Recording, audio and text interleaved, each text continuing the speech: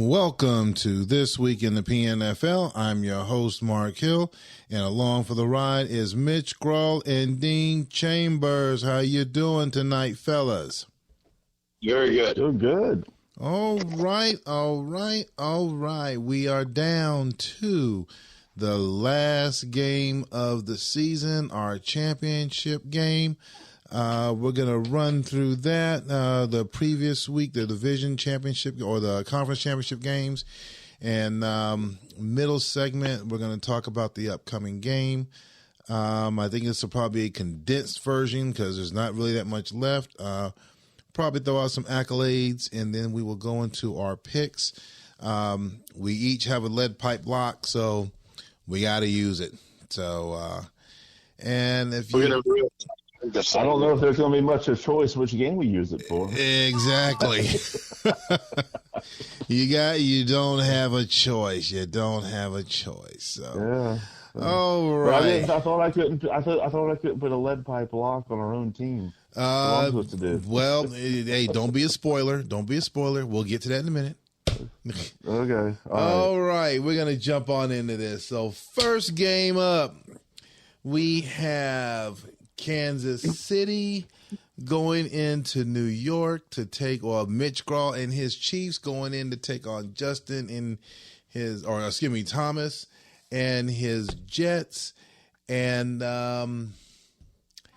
upset city here, y'all. Upset city as Kansas City took this one 27-13. Dean. Yeah, I think the big thing was that Kansas City played some really tough defense here, and the Jets' offense was just never really on track the way they normally are. And, they called a total of 73 plays, but only 4.4 yards per play, only 88 yards rushing. And Mac Jones was sacked 7 times. So, the Jets... you like to say the Jets will do what the Jets do. Well, in this case, because of the Kansas City defense, the Jets didn't do what the Jets do, and that is they didn't play the way they do, and they didn't win. They got upset at home, and the Chiefs are going to the Super Bowl to face the winner of the other team. Pretty much. Coach, congratulations. Yeah. So let's talk about your team. What'd you guys do? Well, the biggest thing in this game, and, it took them all season, but the biggest impact of this game was the fact that my kicker made 2 field goals over 40 yards. In fact, one of those field goals was for, get this, 51 yards. Can y'all believe that? No. In the rain. Can you believe that? 51 yards in the rain. My kicker. Not the way the kickers were going this season as a whole. No. I don't know if my guys hit a 50-yard field goal in 3-4 years, but no. Well, I will say when he made the 51-yard field goal, I think that's when they put me up to 17 points. I was like, okay, if this guy's making field goals, this might be my day. So we'll see what happens. But no, it was until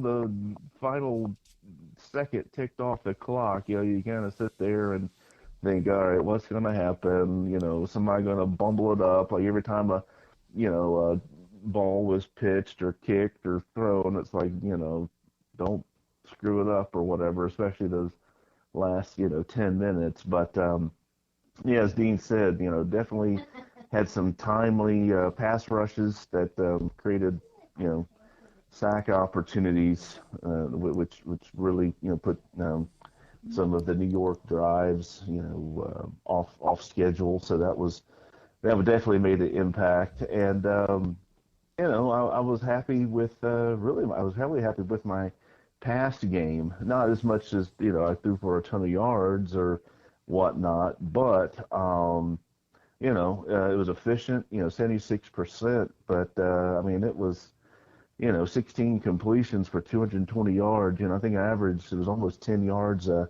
a pass.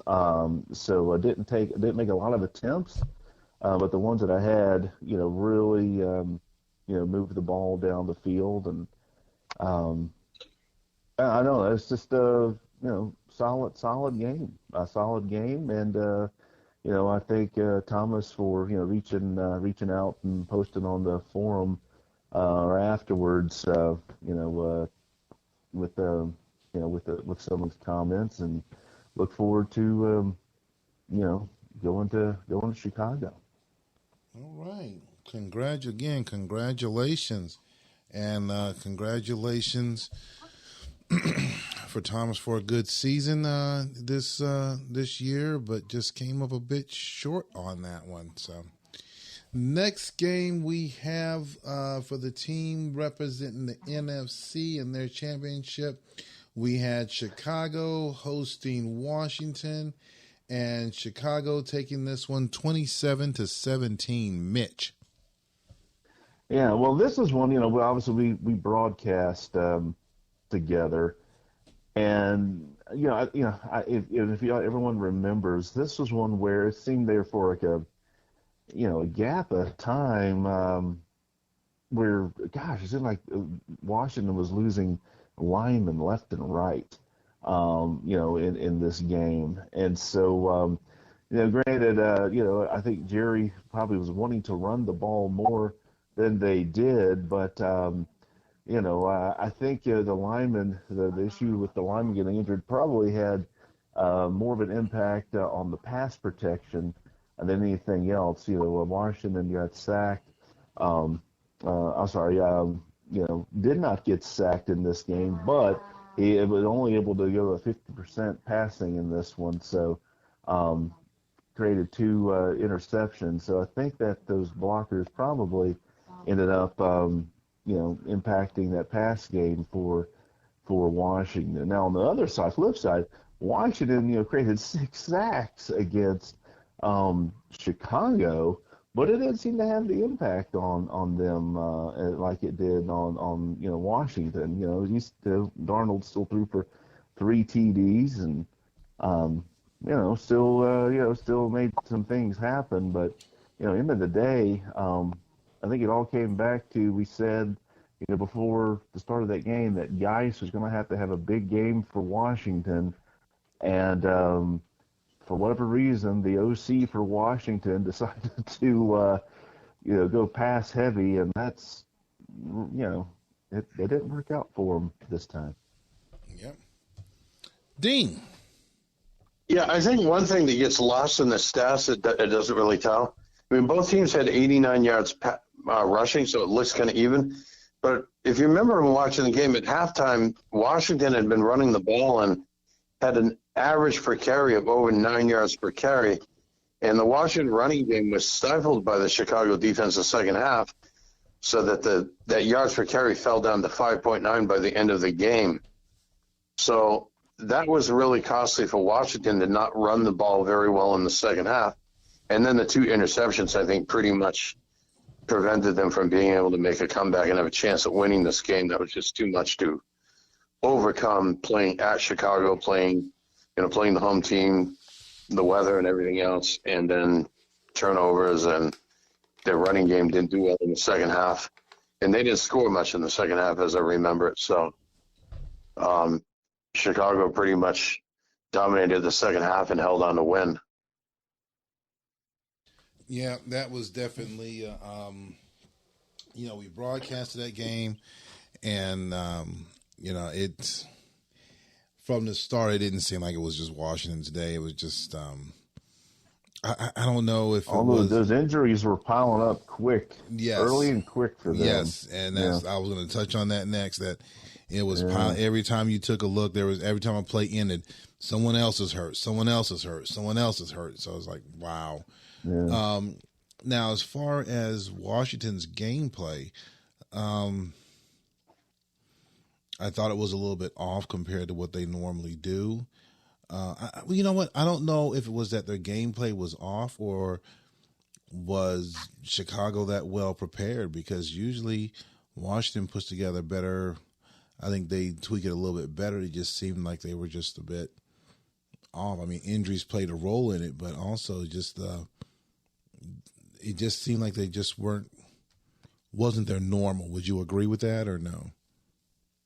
Yes, the play calling. I know that Jerry usually runs the ball a little more. Well, has a little bit more balance. I won't say runs the ball more, but just Yes. has more balance. And Yes. I agree with like I that. said, I Yes. think that the OC decided that he was going to try to do more passes, a lot more passes than normal. And I think that's probably what felt like it just wasn't quite Jerry football. But even when he does that, Jerry's passing game is usually a little bit more effective than it was in this game. I mean, he ended up with 50% completions. And, Jerry's passing game needs to be more in the 60 to 65% completion range to be effective. And, the running in the first half was 9-point-something yards per carry. Perhaps, Washington needed to run a bit more in the first half than they did to take advantage of some opportunities. But, Jerry's team usually does well to be pretty balanced. It completes 60 to 65% of his passes and get at least 5 or 6 yards per carry in the running consistently. Not in this game where they ran well in the first half and ran poorly in the second half. Matter of consistently doing it both halves. Right. So, yeah, they just didn't quite put it together on offense in this game. And they played tough defense. Got the 6 sacks that Mitch mentioned. Yeah. That didn't prevent Chicago from scoring the points to win. Yeah, I think that pretty much summed it up, I guess. That's all we got to say about that. Yeah. All right, Forrest Gump. All right, Forrest. All righty. So we are going to pivot over to our middle segment, which obviously is the big game coming up. I don't know, it's kind of awkward having Mitch do it because he's going to be in it, but we'll see how this goes.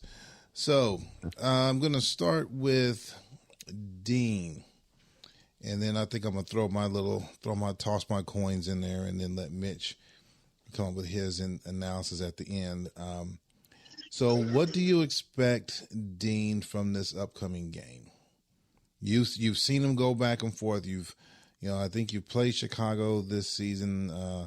You know all about Mitch. We've talked about it pregame and, throughout the whole season. What's your analysis of this upcoming game? Well, I think the one thing if you don't know anything else, is that Chicago can be unpredictable. Having played against them, I know they're tough to scout. They've used a number of plays over the season and changed the game plans every week depending on who they play. And, maybe, the best you could do is to look at some of their past games and maybe make some guesses about what you would expect they would do. But scouting is a tricky business. And I think Chicago is one of those teams that wants to be very challenging to scout. So I guess the other factor when you play someone like that is you just have to put together a solid game plan and just do what you do very well.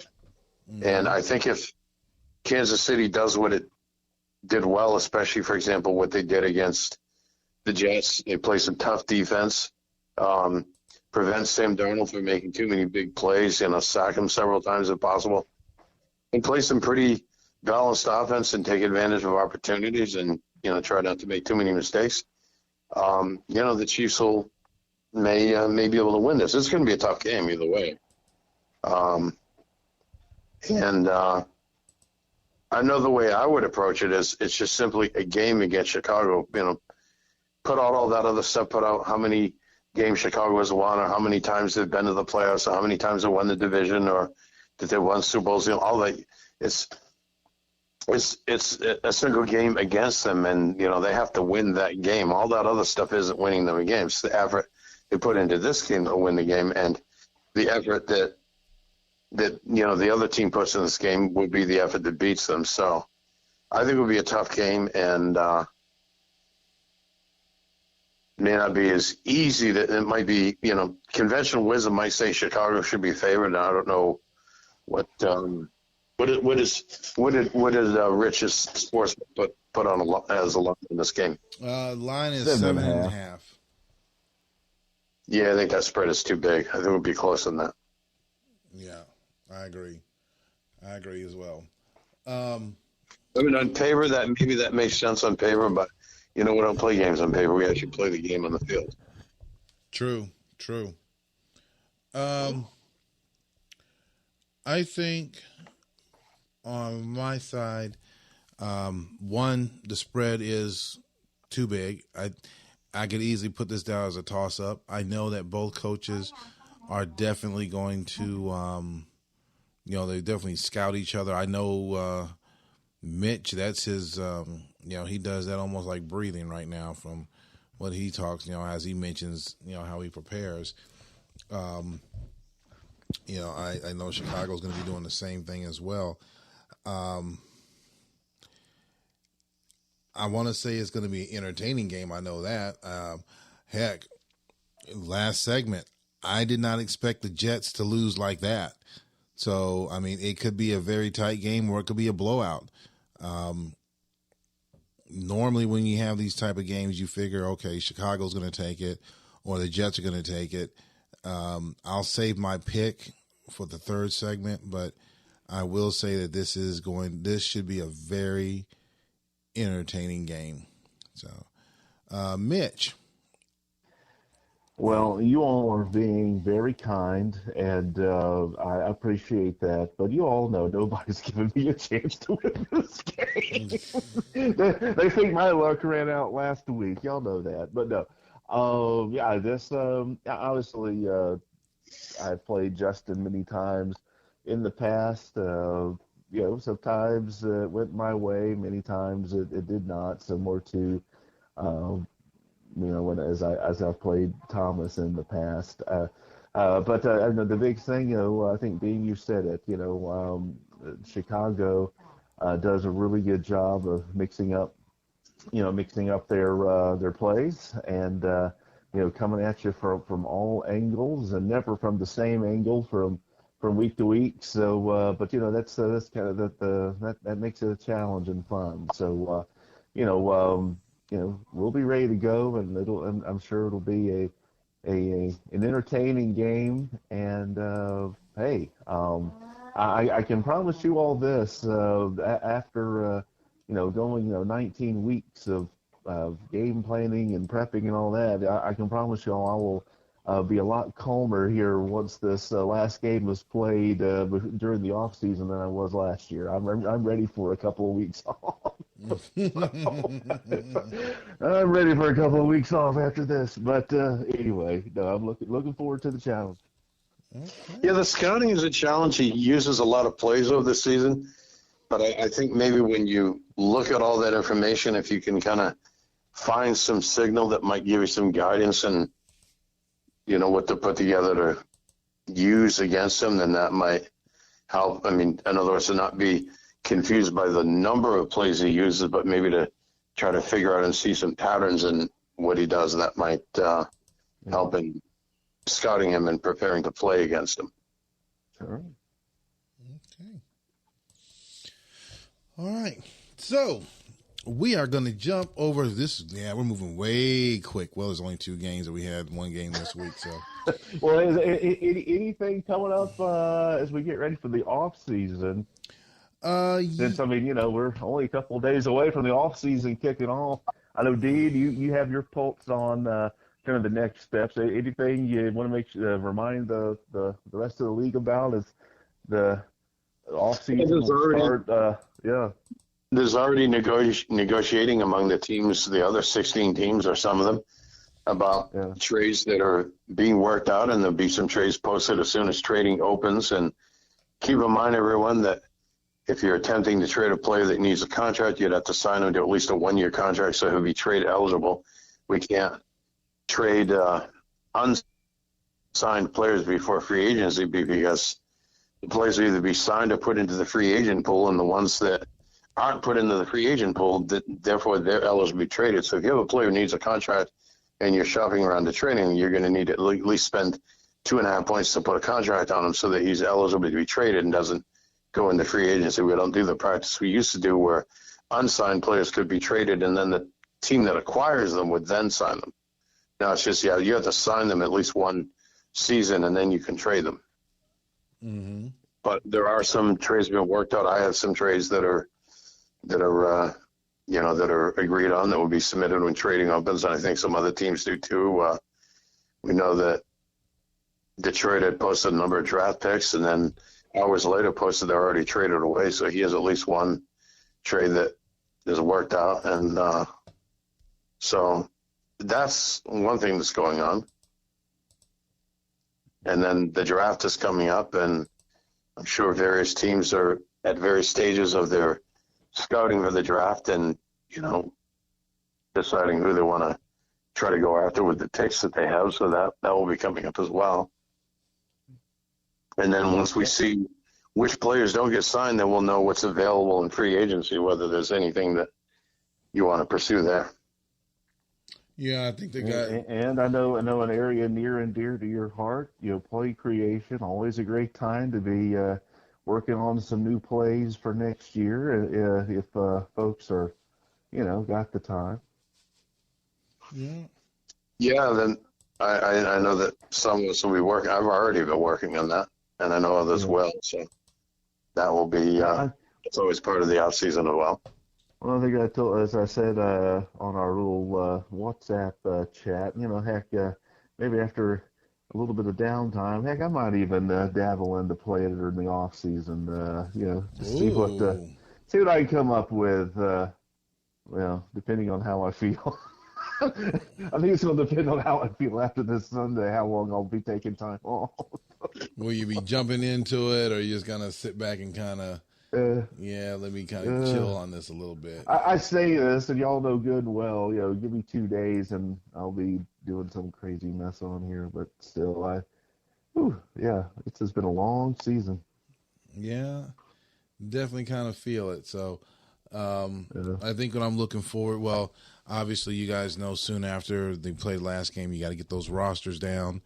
I know Rich doesn't like it if you wait until the very last minute. So, we've had a couple of weeks to take a look and see, who's available. Definitely go over your contract files and see who failed your physical, because, if you fail the physical, they pretty much got one more season and then they're gone. So you guys got to go through that to get that stuff pared down. I think he also sent an email out regarding what's coming up during the off season. So take notes of those dates, and let's see if we can get the off season moving real quickly, and then we can jump into the next season. So. Oh, and you know what, guys? We didn't even talk about this on the pre-show. We have a new coach in the league, guys. Oh yes, yes. Yeah, Brian has joined us, taking over, I guess, what's currently New Orleans. Do we know which city his team is going to get moved to? I say, Buzz on the street is that it will be moved, but so welcome our newest coach to the league. Yes, welcome. Are we going to see multiple team moves as far as what city they're in, or possibly change the divisions? I understand there's some speculation that that Minnesota might be moving into the NFC West. Yes. I plan on making an adjustment to my location, win or lose, this next game. So You're going to disappoint the Swifties by leaving Kansas City. Mm-hmm. Yeah, but I'll be able to wear big belt buckles and ride bulls where I'm taking my team. Okay. And wear big 10-gallon hats. All right, so we have an idea where you're going. All right. A lot of oil money where I'm going. So there you go. That's Rich's other team. I think that was the last team that Rich coached before he retired, I believe. Yeah. I love their colors. I almost went ahead and moved last year, but I decided to, I'd play out my 2-year contract for Kansas City before making a move. So right. I had to get Kansas City back in the playoffs after I disappointed them the last season. So well, you're doing it. So All right, we're going to jump over to number 3, the third segment, as we go into the very last game of the season. You guys know who's there. Kansas City is the visitor. Chicago is the home team. They are giving Chicago a 7.5 point spread. We are going to start this off with Dean. Yeah, I think this is going to be definitely going to be a tough game, and I think it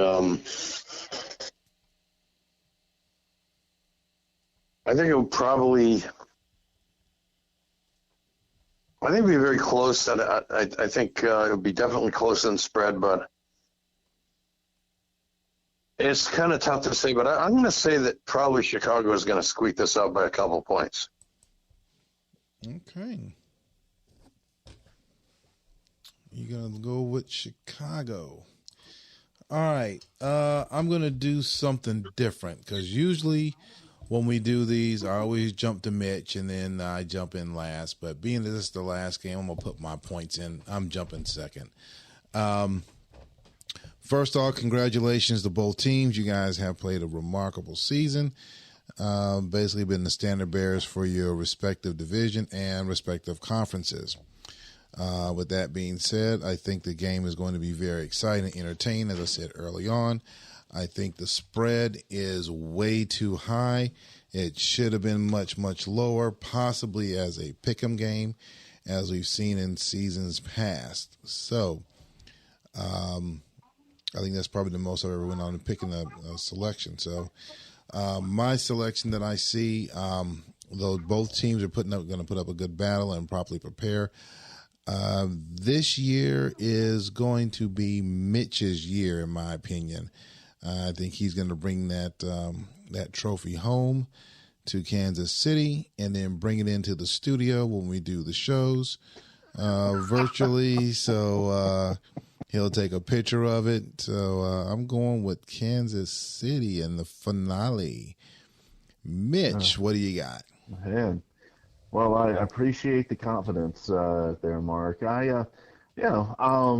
As I say every time, right? I can never pick against myself. I always feel like, I get myself in position to win each game, but it is not going to be easy.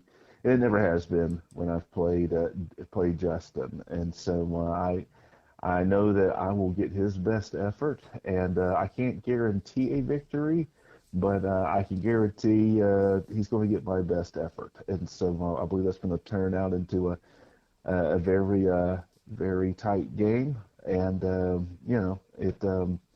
whoever wins will definitely end up earning it for sure. So I'll go with KC, but definitely not doing a Joe Namath by any means. Yeah. Okay. All righty. Oh, and we went through the other part, but I will finish this up at last. For the playoffs, going into our predictions and lead pipe locks, right now, Mitch overall is leading 6-0 through all the games. Dean is at 3-3. I am at 5-1. Lead pipe locks, Mitch is perfect at 2-0, while Dean and myself are at 1-1. So, between Dean and myself, somebody's going to be 2-1 and someone's going to be 1-2. Or we all could, it depends. It'll be interesting. So, kind of curious to see how this thing's going to turn out. So, and the two, I know it hasn't been emailed out yet, and depending on when you get this out, Mark, I know it'll be before the Super Bowl game, but as of what time is it right now? 8:33 Eastern on Thursday evening. Rich is planning to air the Super Bowl live as a live stream Sunday at 2 p.m. Eastern. So I'm sure if that changes or whatnot, I'm sure Rich will be sending me something out about that. But hopefully, most y'all can be able to attend. Think of it as kind of the opening act to the NFL Conference Championship games. So to make it even more fun. That's right. So we'll watch our championship game, and then from there we will go see. I think it's See if Lamar can make us all happy. Well, it will be Detroit and San Fran in the first one, and the second one, Kansas City and Baltimore. So just to throw this around since we got some time, obviously I'm in Metro Detroit, so I'm going for my Lions. In the second game, Detroit goes to the Super Bowl. Who would you rather play? I would say Kansas City.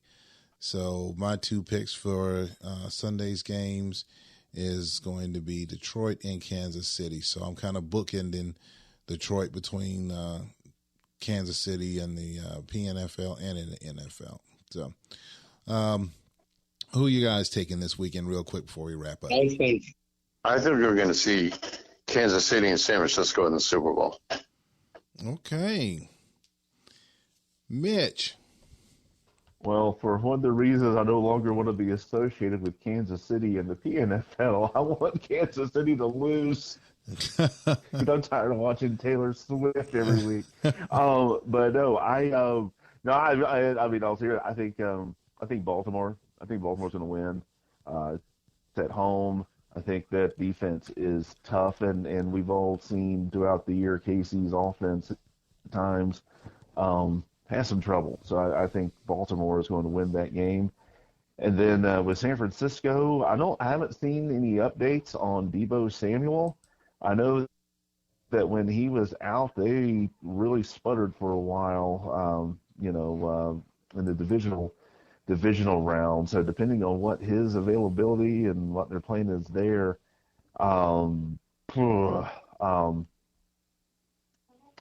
kind of want Detroit. I mean, if Deebo Samuel's playing, I think San Francisco is going to win.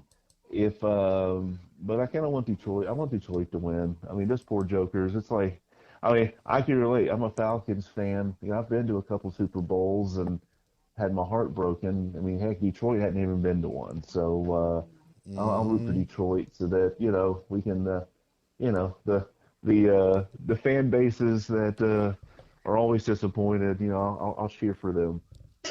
Yes, it's been kind of rough out here. So for a long, long time. So Dean has his picks. He wants Kansas City. No, he wants San Francisco and Baltimore. He's picking New England this week? Is that who he's picking? No, he's not picking. He's picking Jacksonville. He's picking Jacksonville. See, you know what? He is not going to let me slide with that, guys. And then on top of that, I picked him to win this week. Really? I know. I should be nice. All right. So, Dean, before we wrap up, what you got before we get out of here? No, I think it'll be a good game this weekend. I'm looking forward to joining you all online to watch it and chat about it and do what we do, and we'll be ready to start another season. For the other 60 that are playing this weekend, I guess, depending who you talk to, you're either looking forward to a break or looking forward to getting back to it. All right. Mitch, what do you got before you take us home? Oh, man. Hey, just, I don't know. Just obviously only one game this week. So, hopefully y'all could join and watch. And only thing left to do now is let's get it.